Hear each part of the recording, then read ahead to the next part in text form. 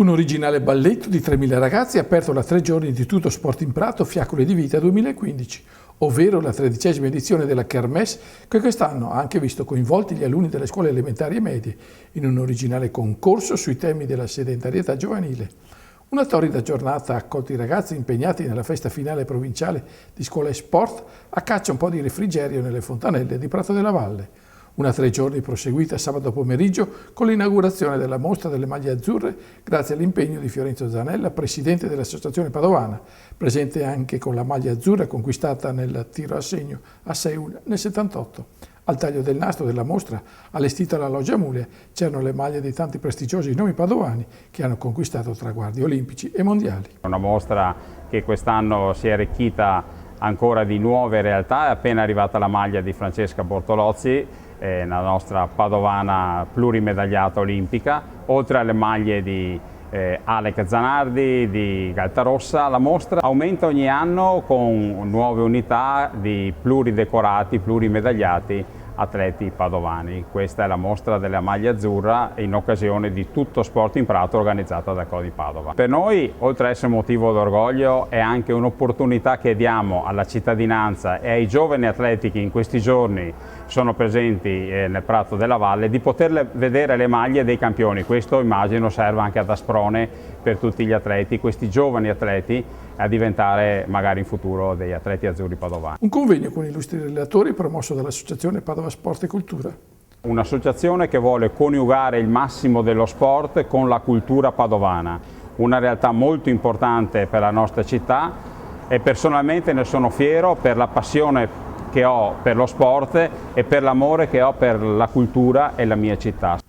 A trattare il tema del convegno c'erano l'architetto Guido Muratori che ha messo in luce i nuovi orizzonti del benessere fisico, mentre Stefano Marchioro ha proposto le tematiche che riguardano il binomio di successo col turismo e sport, con loro anche Mauro Gazzero, presidente nazionale della FIGIA, Federazione Italiana Orienteering, il quale ha posto l'accento sul tema dell'orienteering urbano, alla scoperta della cultura, intervistato a fianco alla maglia appositamente realizzata per gli atleti ai campionati del mondo ad Asiago. Con loro anche la pluricampionessa padovana di scherma, Francesca Bortolozzi, con la sua divisa olimpica. Oggi inauguriamo innanzitutto questa bella mostra della maglia azzurra che ritorna alla Loggia Amulia dopo un anno, occasione fra l'altro nella quale fu donata all'Associazione Azzurri d'Italia questa maglia che è alle mie spalle e che è stata realizzata appositamente per il mondiale che abbiamo ospitato qui in Italia nel 2014 ad Asiago. Oggi parliamo invece di turismo, di sport e turismo e quindi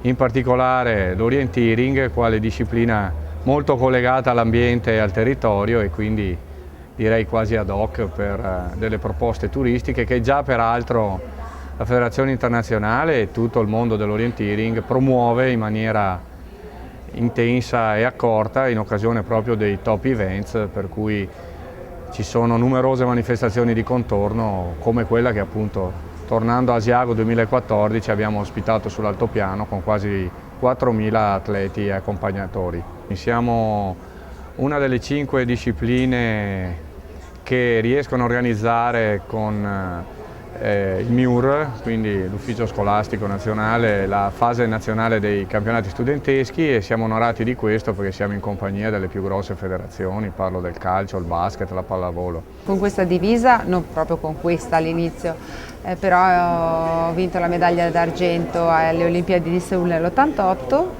Barcellona la medaglia d'oro a squadre alle Olimpiadi del 92 e questa invece è proprio la divisa originale con cui ho vinto la medaglia d'oro a squadre alle Olimpiadi di Atlanta nel 96. È un'iniziativa splendida degli Azzurri di Padova, sempre con il presidente Fiorenzo Zanella che è molto dinamico e entusiasta e insomma meglio che tenerla in un cassetto, cosa c'è? Che è esposta insieme a tante altre maglie e insomma un bel ricordo e che è possibile anche per altri vederlo. Mentre alla Loggia Amulia si parlava di sport e cultura, nel vicino Stanio Appiani, mitico catino dello storico calcio Padova, i mini atleti del rugby si cimentavano in un quadrangolare riservato agli under 10. Ad assistere all'evento c'era il delegato del CONI Padova Flaviano Burato e il delegato provinciale della Federazione Rugby Carlo Frangioni. Dopo l'inaugurazione della mostra delle maglie azzurre nella loggia Amulea, una piccola corsetta di 300 metri e siamo arrivati nella fenice del calcio di Padova, la Piani, sempre uno stadio amato molto dai padovani, che però oggi vede il quadrangolare del CONI Challenger con 4 squadre di Padova e provincia che partecipano, organizzato dalla Federazione Rugby Padovana, approntato al meglio dal suo presidente. Diciamo che veramente è bello essere dentro questo stadio, perché comunque, anche se il tempio del Padova Calcio, la Piani è stato anche la sede di partite leggendarie per il rugby padovano. E oggi abbiamo portato 4 squadre della provincia nella categoria Under 10, c'è il Petrarca, c'è il Valsugana, c'è il Selvazzano, c'è il Cus Padova.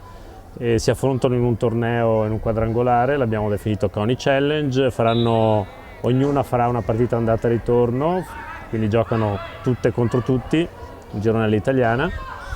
E insomma, penso che i bambini si stiano divertendo, appunto la cornice è veramente affascinante, devo dire, quindi penso che ci siano le condizioni per fare un bel evento, piccolo ma bello, organizzato bene. Poi insomma il contesto di Tutto Sport in Prato è una cosa abbastanza unica anche nel panorama sportivo italiano come organizzazione e promozione dello sport di base, quindi insomma è un onore essere presenti. Domenica giornata mitica sotto tutti i punti di vista, sia al mattino dove 1500 mini atleti di volley hanno invaso con le loro performance il Prato della Valle, mentre il calcio alla Piani si è ritagliato uno spazio vitale, poi un susseguirsi di federazioni hanno dato sfoggio alle dimostrazioni sportive con i singoli atleti. Dopo la bella performance del mini volley e del mini basket del pomeriggio di domenica, ci sono state le dimostrazioni del golf, dello squash, delle attività di sport insieme, il mini tennis, il calcio balilla, il tennis tavolo, il mini calcio.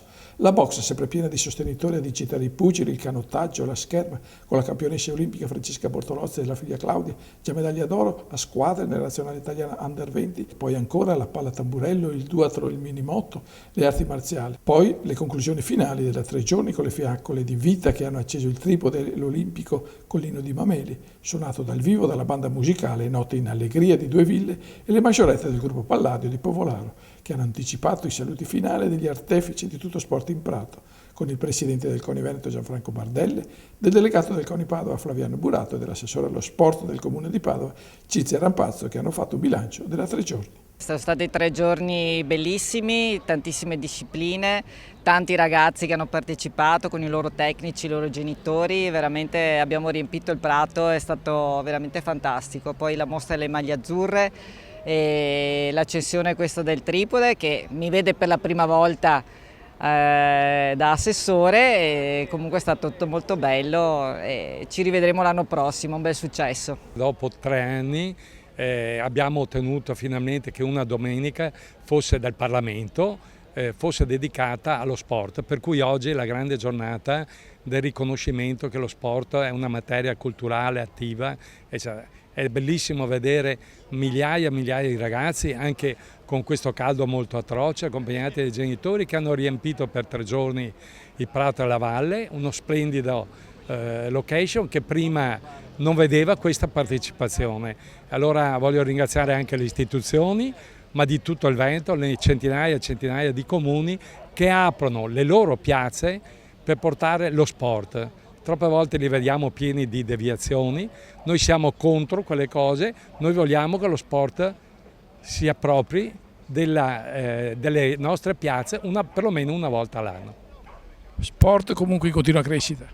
Beh, lo sport a Veneto è in continua crescita, non posso dimenticare che siamo secondi dietro la Lombardia come movimento sportivo, 12.900 società sportive, 300.000 volontari, 100.000 fra atleti. Questo grande patrimonio non può essere dimenticato. Abbiamo raggiunto dei numeri importanti malgrado il sole e il caldo che era micidiale.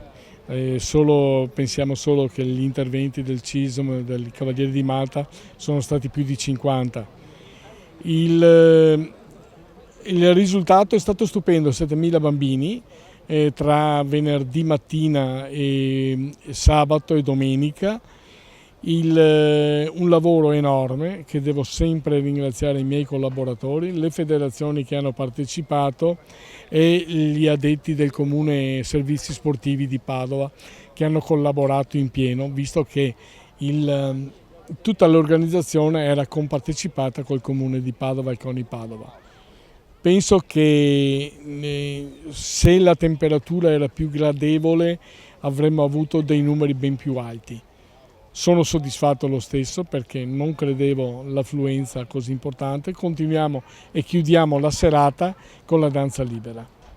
13ª edizione di Tutto Sport in Prato che si è conclusa in serata a suggellare una 3 giorni ricca di sport e di soddisfazioni.